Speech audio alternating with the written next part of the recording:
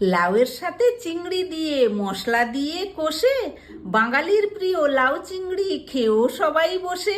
লাউ চিংড়ি বাঙালিদের ঐতিহ্যবাহী একটি রেসিপি, খুব পুরনো, খুব সুস্বাদু একটি রেসিপি। লাউ দিয়ে চিংড়ি। প্রথমে লাউ কেটে ধুয়ে নেব। শিলে জিরে, ধনে এবং আদা বেটে নেব। এবার চিংড়িগুলো ভালো করে বেছে ধুয়ে নেব।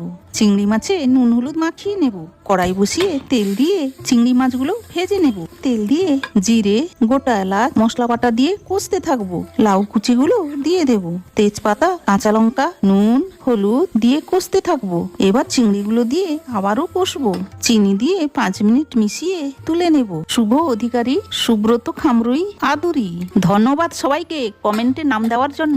নেক্সট নামগুলো পরের ভিডিওতে নেব। নিজেদের নাম লিখে কমেন্টে জানান। দারুণ।